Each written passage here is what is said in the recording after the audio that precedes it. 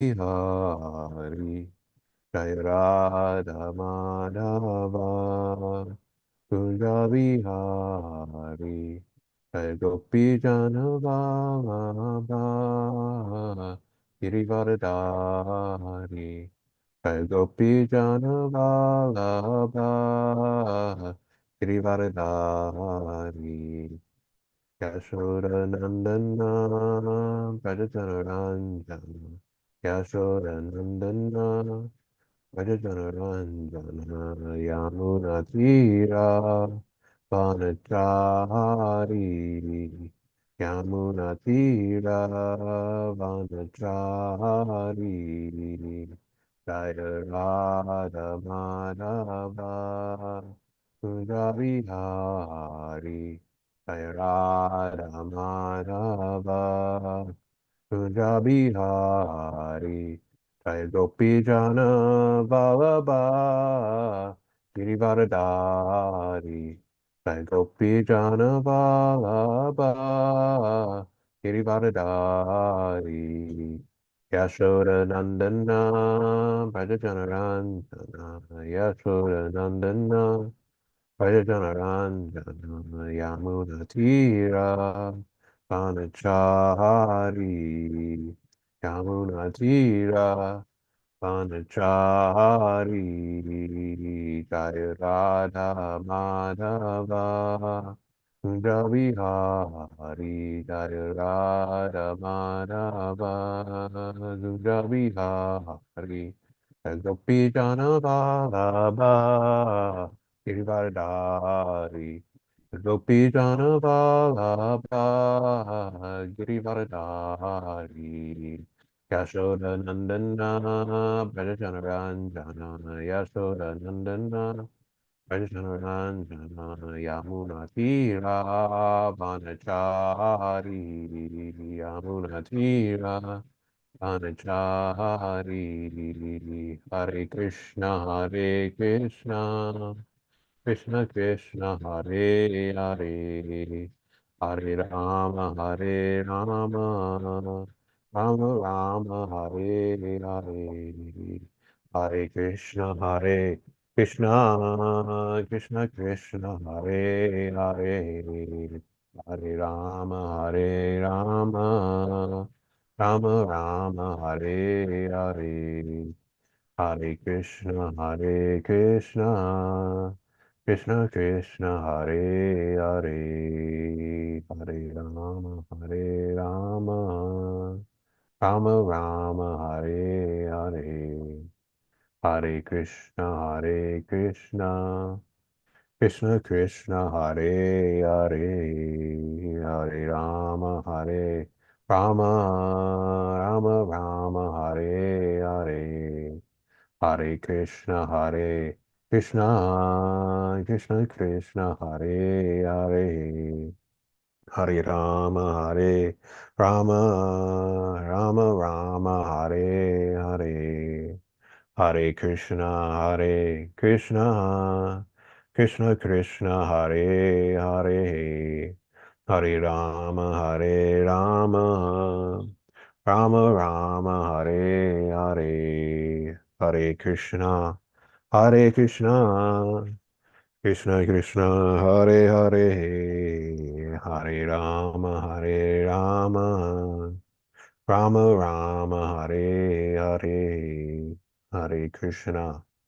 Hare Krishna, Krishna Krishna, Hare Hare, Hare Rama, Rama Rama, Hare Hare, Hare Krishna, Hare Krishna, Krishna Krishna, Hare Hare, Hare Rama, Rama Rama, Hare Hare, Hare Krishna, Hare Krishna, Krishna Krishna, Hare Hare, Hare Rama, Rama Rama, Hare Hare, Hare Krishna, Hare Krishna, Krishna Krishna, Hare Hare, Hare Rama, Hare Rama, Rama Rama, Hare Hare, Hare Krishna, Hare Krishna, Krishna Krishna, Hare Hare, Hare Rama, Hare Rama, Rama Rama, Hare Hare, Hare Krishna, Hare Krishna, Krishna Krishna, Hare Hare, Hare Rama, Hare Rama, Rama Rama, Hare Hare, Hare Krishna, Hare Krishna, Krishna Krishna, Hare Hare, Hare Rama, Hare Rama, Rama Rama, Hare Hare. Hare Krishna, Hare Krishna, Krishna Krishna, Hare Hare, Hare Rama, Hare Rama, Rama Rama, Hare Hare. Jam Vishnupada, Braham Sabhritaka Ashotashata Sri Srimad, His Divine Grace, A.C. Bhaktivedanta Swami Maharaj Pad Ki Jai. His Confounder Charya Srila Prabhupada Ki Jai. Jam Vishnupada Braham Sabhritaka Ashotashata Sri Srimad, Bhakti Siddhanta Saraswati Goswami Maharaj Prabhupada Ki Jai. Pratha Srimad Bhagavatam Ki Jai. Nitai Gaur Pramanande Hari Hari Bol.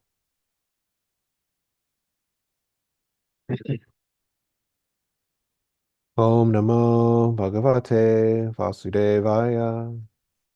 Om Namo Bhagavate Vasudevaya. Om Namo Bhagavate Vasudevaya. We're reading from Srimad Bhagavatam, Canto 6, Chapter 1, titled The History of the Life of Ajmil, text number 40.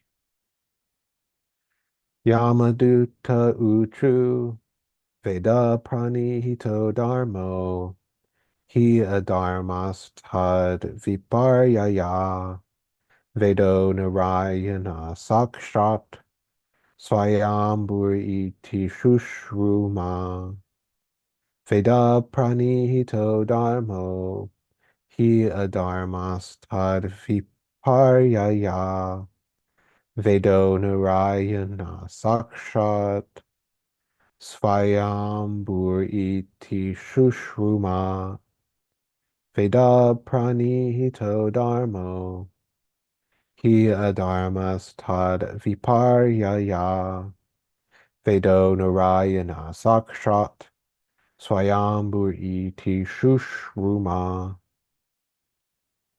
Yamaduta Uchu, the order carriers of Yamaraj, said, Veda, by the four Vedas, Sama, Yajur, Rig, and Atharva. Pranihita, prescribed. Dharma, religious principles.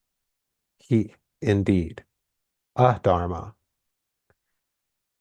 irreligious principles. Tat viparyaya, the opposite of that, that which is not supported by Vedic injunctions. Veda, the Vedas, books of knowledge. Narayana Sakshat, directly by the Supreme Personality of Godhead, being the words of Narayan. Swayambhu, self-born, self-sufficient, appearing only from the breath of Narayan and not being learned from anyone else. E.T. thus. Shushruma, we have heard. Translation and purport by His Divine Grace A.C. Bhaktivedanta Swami Prabhupada, Srila Prabhupada Ki Jai.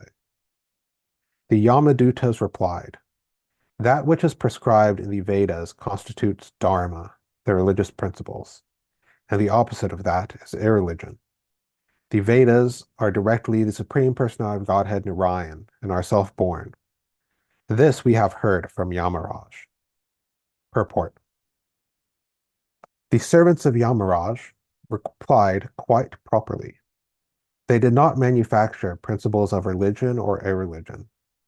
Instead, they explained what they had heard from the authority Yamaraj. Mahajano Yanagata Sa Panta. One should follow the Mahajan, the authorized person. Yamaraj is one of 12 authorities. Therefore, the servants of Yamaraj, the Yamadutas, replied with perfect clarity when they said, Shushruma, we have heard. The members of modern civilization manufacture defective religious principles through speculative concoction. This is not Dharma. They do not know what is Dharma and what is adharma. Therefore, as stated in the beginning of Srimad Bhagavatam, Dharma projita kaitavotra, Dharma, not supported by the Vedas, is rejected from Srimad Bhagavat Dharma. Bhagavat Dharma comprises only that which is given by the Supreme Personality of Godhead. Bhagavat Dharma is Sarva Dharman Pratya Mam Ekam Sharanam Raja. One must accept the authority of the Supreme Personality of Godhead and surrender to him and whatever he says. That is Dharma. Arjuna, for example, thinking that violence was adharma, was declining to fight, but Krishna urged him to fight. Arjuna abided by the orders of Krishna, and therefore he is actually a dharmi, because the order of Krishna is dharma. Krishna says in Bhagavad Gita, Vadaish chasave aham eva vedya. The real purpose of Veda, knowledge, is to know me. One who knows Krishna perfectly is liberated. As stated in the Bhagavad Gita, Janma karma chame devyam, evam yo vetiti tatvata, tyakta deham punarjanma, naitimam eti so arjuna. One who knows the transcendental nature of my appearance and activities does not, upon leaving the body, take his birth again in this material world, but attains my eternal abode, O Arjuna. One who understands Krishna and abides by his order is a candidate for returning home back to Godhead. It may be concluded that Dharma, religion, refers to that which is ordered in the Vedas, and adharma, religion, refers to that which is not supported in the Vedas. Dharma is not actually manufactured by Narayan. As stated in the Vedas, Asya Mahato Bhutasya Nish Vasitam Etad Yad Rig Veda Iti. The injunctions of Dharma emanate from the breathing of Narayan, the supreme living entity. Narayan exists eternally and breathes eternally, and therefore Dharma, the injunctions of Narayan, also exist eternally. Srila Madhvacharya, the original acharya for those who belong to the Madhva Gaudiya Sampradaya, says, Vedanam pratamo vakta harireva yato vibhu ato Vishnu atmaka Veda iti arhur Veda vadina. The transcendental words of the Vedas emanate from the mouth of the Supreme Personality of Godhead. Therefore, the Vedic principles should be understood to be Vaishnava principles, because Vishnu is the origin of the Vedas. The Vedas contain nothing besides the injunctions of Vishnu, and one who follows the Vedic principles is a Vaishnava. The Vaishnava is not a member of a manufactured community of this material world. A Vaishnava is a real knower of the Vedas, as confirmed in Bhagavad Gita. Vadaischa saver aham eva vedya. Om Agina Termandasya, Gananjana Shlakya, Chakshuna Tamayana Tasmai Shri Guruve Namaha. Jai Shri Krishna Chaitanya, Prabhu Nityananda, Shri Advaita Gadadhar, Shri Sadhguru Bhaktivinda, Hare Krishna, Hare Krishna, Krishna Krishna, Hare Hare, Hare Rama, Hare Rama, Rama Rama, Hare Hare.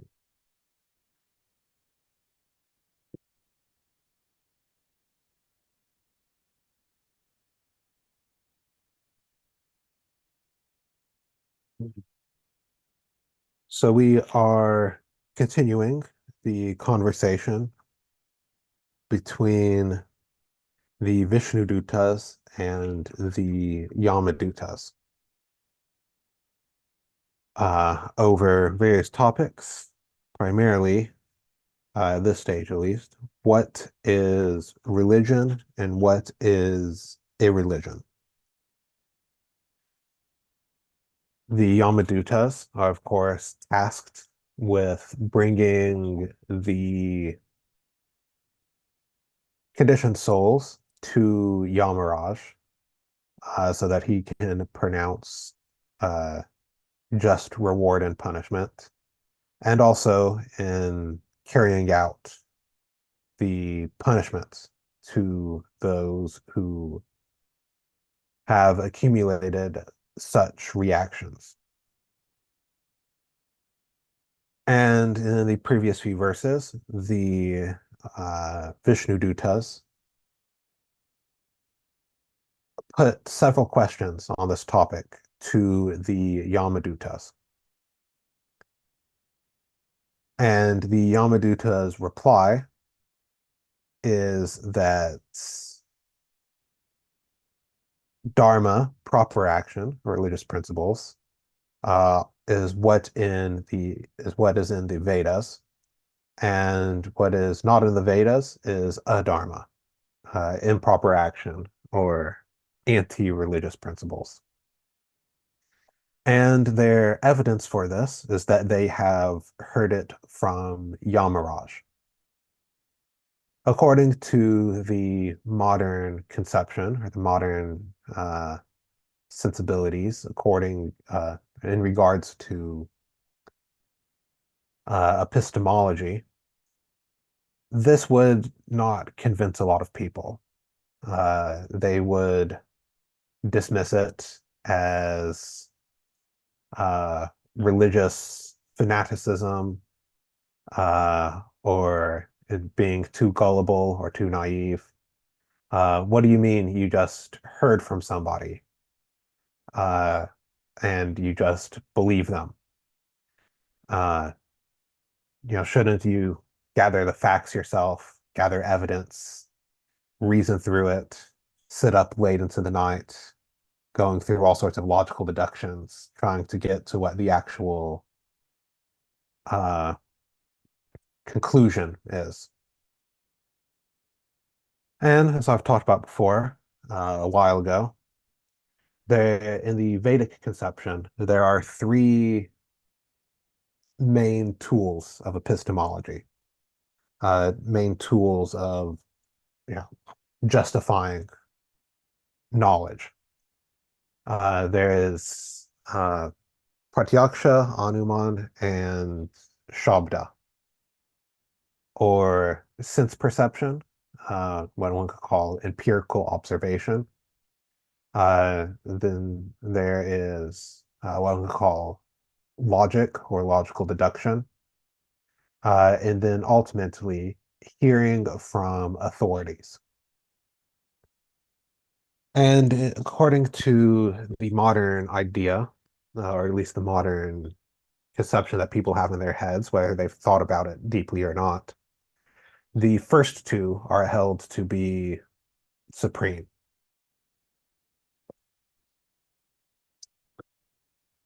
In that uh,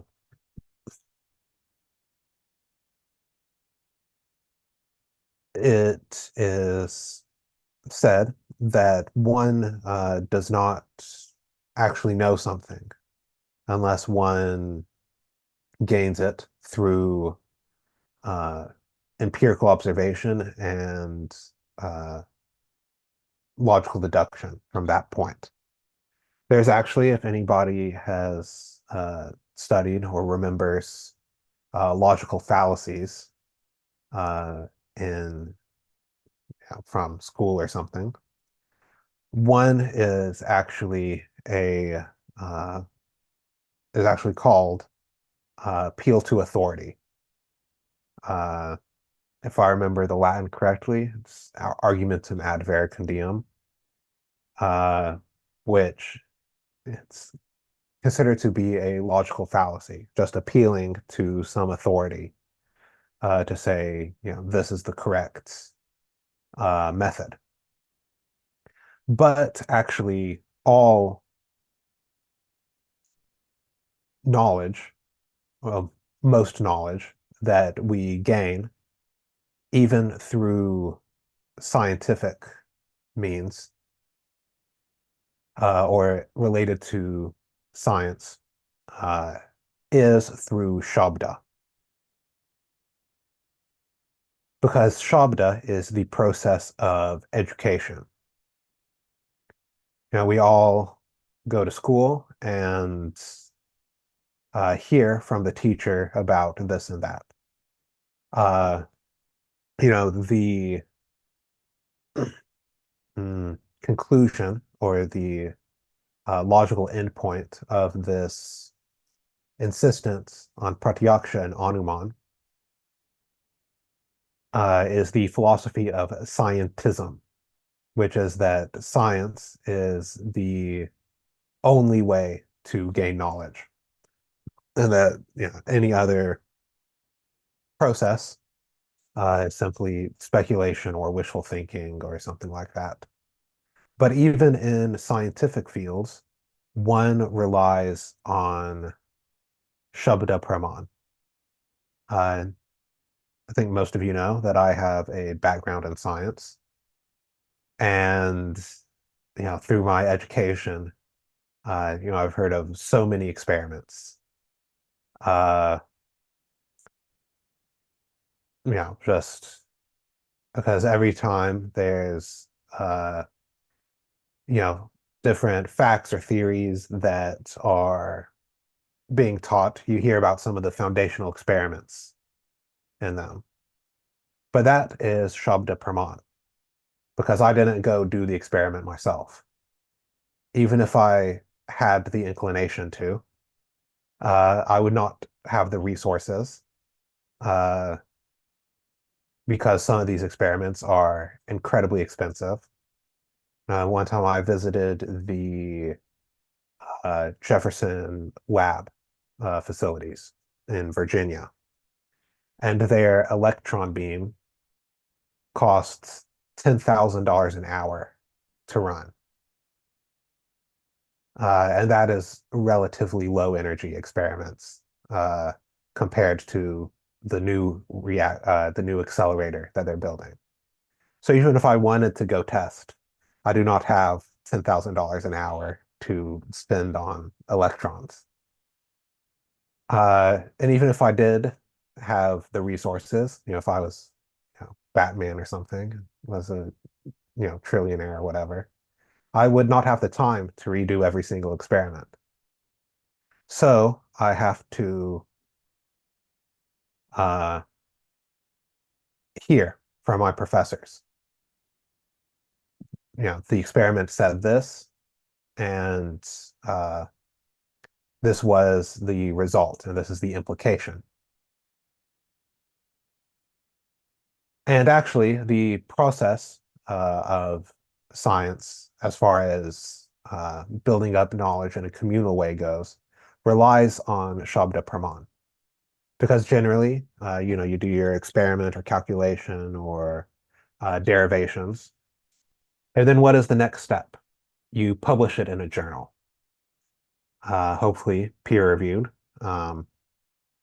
But you publish it in a journal, or these days beforehand, you put it on the archive, and then other people read it.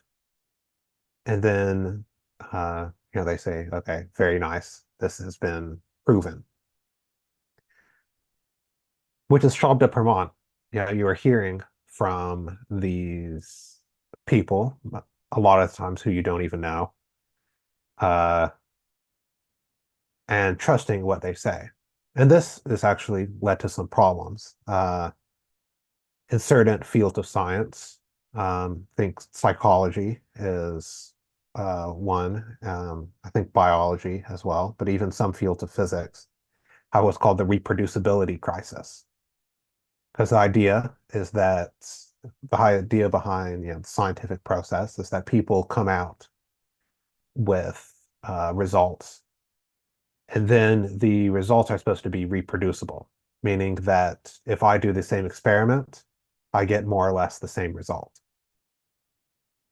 But what a lot of people are finding in these certain fields is that when you redo the experiment, you get a different result. And a lot of thought and concern is going into about why exactly is happening. Uh, kind of some people are just saying, oh, it's bad statistics, especially in psychology. The phenomenon might be so complicated, or so unique to the people, since the human mind is complex, that okay, maybe we just didn't have enough statistics. On the more mm, confrontational maybe side, there might be a lot of cheating that is going on. Of course, the modern world of academia, it is publish or perish, and that you have to have certain number of publications and they have to have a certain amount of impact, be interesting enough to the right people in order to get tenure, uh, which has to do with one's livelihood, because otherwise one is relegated to being an adjunct, which is not a very stable profession. Uh, and so it is not like the Vedic system where the Brahmanas did not accept employment in that way, because having such a system leads to cheating in so many ways. So the point is that we have to be careful about who we hear from, because if we are not, we just are relying on somebody else's pratyaksha and anuman. The scientists in the example that I've been talking about did their own experiment with their own senses and logic, and then gave the result. And as mentioned in the purport, uh, this can apply to religious principles as well. Uh, that modern civilization manufactures defective religious principles through speculative concoction. That basically somebody sees things and reasons according to their limited powers of conclusions, the limited powers of logic, to some conclusion. And then they say, okay, this is the uh, right thing to do. This is proper behavior. This is dharma, even though the conclusion is the opposite to actual dharma. And that in many ways, that if one knew the actual uh, lifestyle, the actual behavior of those who came up with these philosophies, they would right away say, this is wrong, uh, because, just by their own moral intuition, say, these people did horrible things. For example, much of modern thought is based upon the writings of the of various French intellectuals, in particular those who are usually uh, associated with the postmodern modernism movement. Uh, Foucault, Derrida, uh, Lyons, others. And a lot of modern thinking in regards to society and what's right and wrong and power and relations between people are based on their uh, philosophies. But if one looks at their actual lives uh, and their actual behavior, it is just full of what one could unironically call nefarious activities, on things that I don't even want to say in Bhagavatam class. Uh, but their ideas have seeped into the culture so much that these theories are good philosophy, and that when one has a philosophical idea, one should measure them against these people. And one sees practically the results of such a system is that everyone is confused about what is proper action and what is improper action, and they mistake one for the other. Many modern people, just out in the world, uh, are,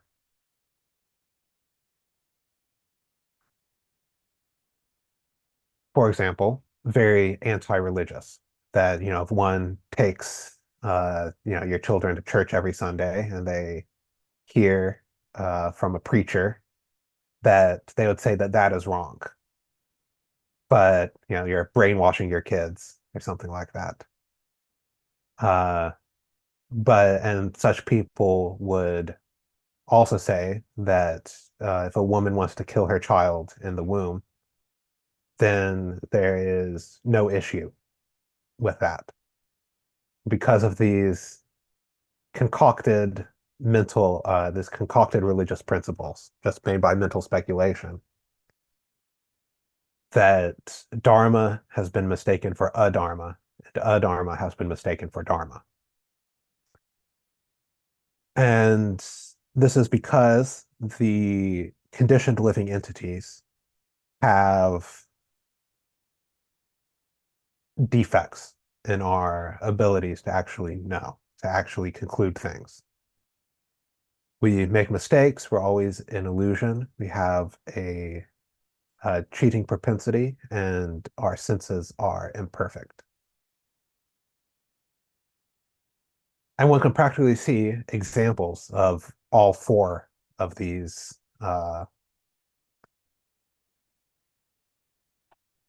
properties of our mm, ways of knowing, of our epistemology. There's so much cheating that always goes on. Even if we see something, our senses aren't perfect and our memory isn't perfect. There's a lot of research that has been done into memory that shows that it is not a perfect descriptor of events. There are so many things that can influence it. Uh, and in some cases can even be fabricated. Of course, there's the propensity to cheat others. The people always want to get on top. Uh, and just so many other defects. So one should hear, but should hear from the proper source about what is dharma and what is adharma. And what constitutes dharma is what is prescribed in the Vedas. The Vedas do not have the same issues as these concocted religious systems, because the Vedas were not actually written by anyone. They are eternal from the breathing of the Supreme Personality of Godhead. So they have their origin in Krishna. I remember reading in one of my Guru Maharaj's books, Searching for Vedic India, that any time somebody tries to put a date on, when the Vedas were written, there's always some new piece of evidence that comes up that says, no, they had to be older than that. So the date keeps getting pushed back farther and farther and farther. Of course, a lot of modern Indologists have all sorts of strange speculations for when the various Vedic literatures were written.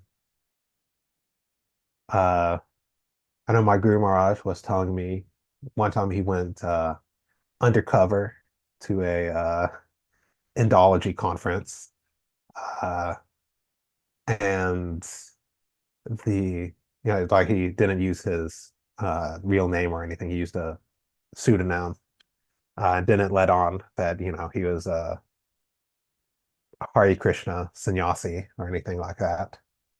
Uh, and he was saying that for Srimad Bhagavatam, the dates that uh, they had were just all over the place. Some were saying that, oh, it predates the time of Jesus, and then some people were saying, oh no, it's no more than 300 years old. So people have no idea how old the literatures actually are because they can't accept that things are eternal. So the Vedas and the Vedic literature in general, including the Puranas, etc., are from Krishna himself and so are transcendental to the uh,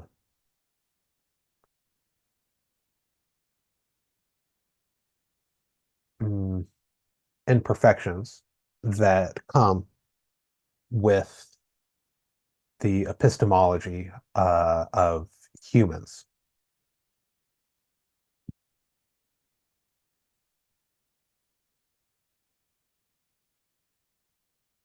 And ultimately, one should try to follow Dharma. Uh, of course, the ultimate Dharma is to surrender unto Krishna.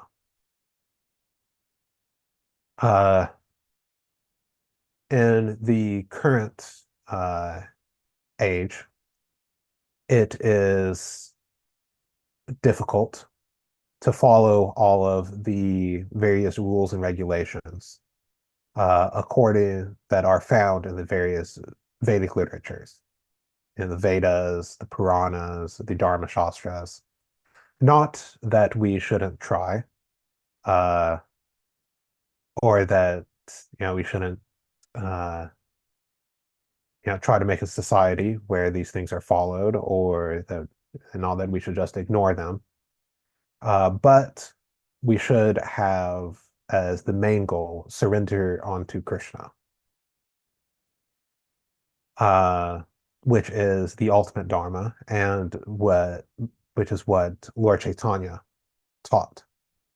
Uh, this total surrender onto Krishna, which will lead us beyond even the need for Dharma if we take full shelter and full surrender. Because Dharma, stated, comes from Krishna, but Krishna is above Dharma. Uh, Prabhupada talks about this extensively in Krishna book, in the chapters detailing the Rasa Leela. Because the question that Maharaj Parikshit asked is, how can Krishna do these things that are adharmic? How can he dance and enjoy with other people's wives?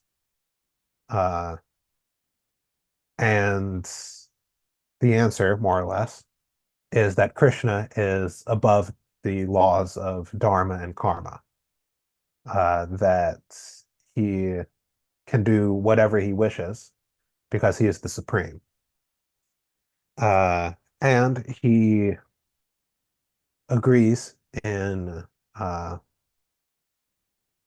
the Bhagavad Gita that if we surrender unto him, then he will take any reactions for any discrepancies that we might have in following Dharma. And that is very fortunate for us in this age, because as stated, it is very difficult for us in the age of Kali to follow all of the rules and regulations.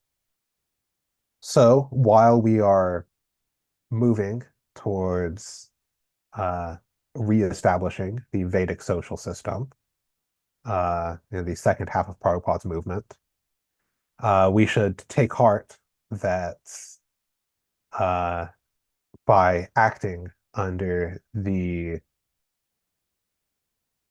direction of Krishna and his pure devotees, that we are saved from any discrepancy in our uh, execution of our various duties according to religious systems. So I will stop here. Any comments, questions, additions, subtractions, multiplications, divisions?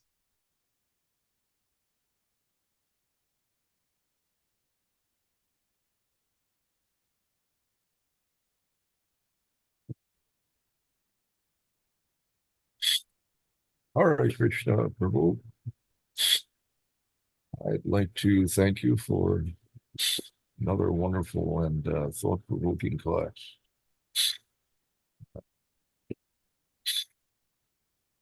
You got me thinking about the processes of acquiring knowledge. How do we know uh, with certainty what is what?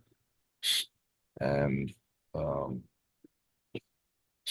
our process, of course, is as we've described, Shabda, Shabda Brahman, we are hearing from authorities, and that it is really the only practical means, because, as you pointed out, to try to experiment to arrive empirically at a conclusion is not practical beyond it, certain limitations. It's we just can't do it. We have to accept. Every scientist has to accept conclusions arrived at by other individuals. But I'm wondering, is there a department of study, to your knowledge, that is looking at the question of the validity of an empirical observation? Because we have imperfect senses. It seems as though in general, the idea that we can trust empirical observations, that seems to be the predominating concept. But can we really trust our senses? I may be psychotic. I may be dreaming. Sometimes dreams can be very vivid. In a dream, you can experience anything. How do I know that I'm not dreaming at this particular moment? Under the influence of powerful hallucinogens, you can create a complete reality with every detail, and it's all just fabrication. It's just a creation of the mind. So how then can one ever know anything with absolute certainty? Anyway, I'm just wondering, are there individuals who are tackling this problem of how can you actually know anything Well, so generally that would be the purview of parts of philosophy. Of course, it brings in ideas from other fields. Um, most notably psychology, which has done a lot of studies about the imperfect abilities of our senses. Of course, if one took those studies very seriously, it would lead to a lot of reorganization of society in uh, ways that are perhaps good, perhaps not. For example, the unreliability of eyewitness testimony might cause a lot of waves. But generally, the study of epistemology is within the uh, purview of philosophy. And there has been kind of, writing on this topic of, how can we be sure of anything? Uh, and one of the most notable authors was, of course, Descartes, uh, talking about what can we actually be sure of? Because you talked about uh, more or less solipsism, that, uh, how do I know that the entire world that I see is not just a figment of my imagination? And really, there's nothing that I can do to prove that it isn't. Uh, Descartes' conclusion was cogito ergo sum. I think, therefore I am. That, at least that I know that I exist. Uh, but I can't be sure necessarily about anything else. And generally, the way that philosophers handle it is that they just more or less take it as an axiom or make an assumption that solipsism is incorrect. Because, like, once you say, there's nothing, you can't go anywhere from there. So, to do any sort of philosophy, you have to start with the assumption that the world has some sort of reality to it. Uh, or that, there's something other than yourself that exists and that you can have, at least in principle, access to. The issue, uh, as far as, actually gaining evidence for that position, is that if solipsism is true, everything is a figment of your imagination. So therefore, any evidence that it's not a figment of your imagination is also a figment of your imagination. So it's kind of the thought that stops thought. Uh, so basically, like, to do anything, you just kind of have to assume that there is some reality out there that we can in some way have access to. How to have access to it and what level of reality, that's, a discussion that can be had. For example, the Vaishnavas and the impersonalists have, and even within those two schools, have various views on what the ultimate reality is and the reality of the world and stuff. But uh, both agree, of course, that there is a reality somewhere out there that we can have access to.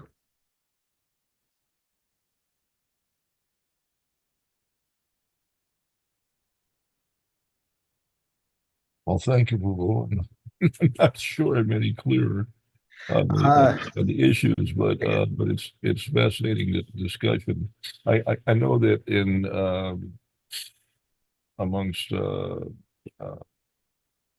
transcendental philosophers there are various means through meditation to try to arrive at an understanding of what is true, what is knowable, what is real and what is not real.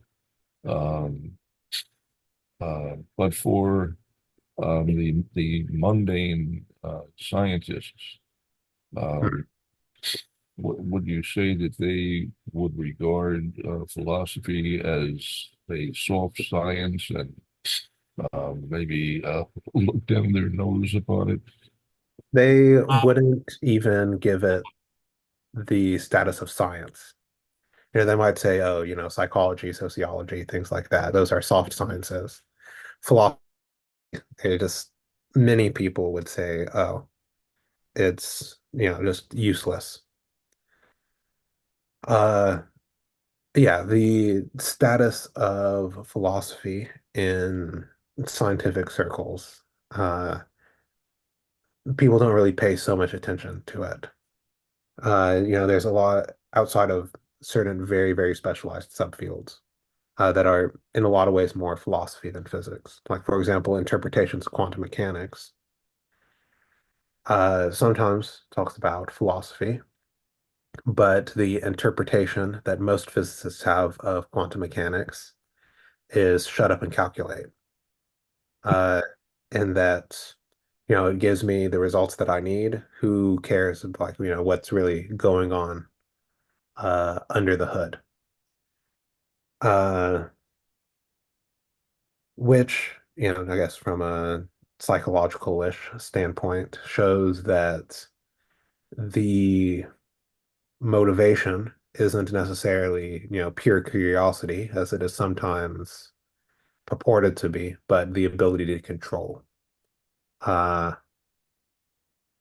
but yeah, most physicists, at least, and I would probably say chemists and biologists and such as well, are extremely dismissive of philosophy. There's a hmm,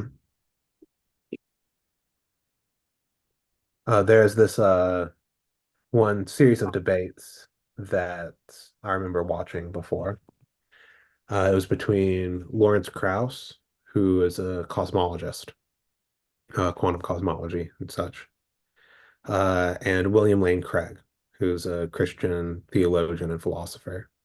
And Dr. Krauss was extremely dismissive of philosophy. He's like, oh, why uh, do I need to um,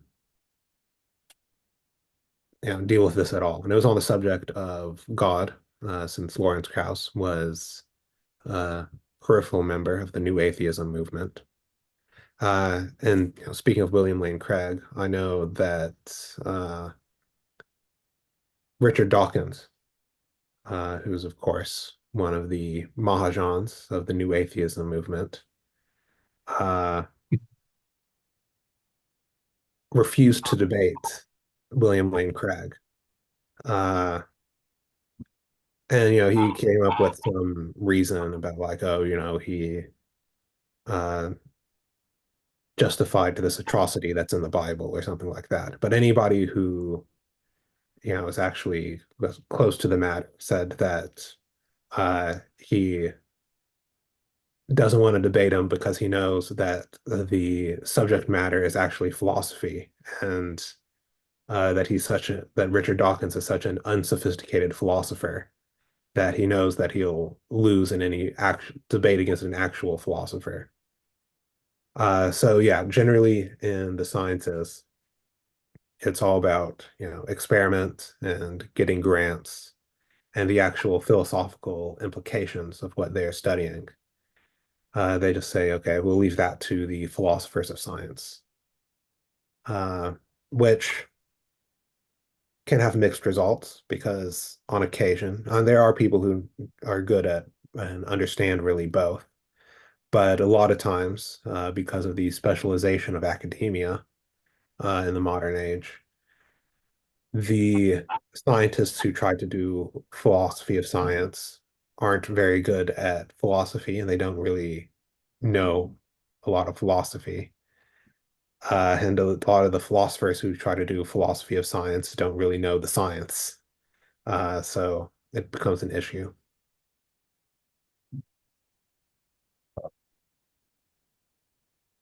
Well, I thank you for that. Thank you, Prabhu. All Are there right. any, no. Are there any other comments, questions, etc.?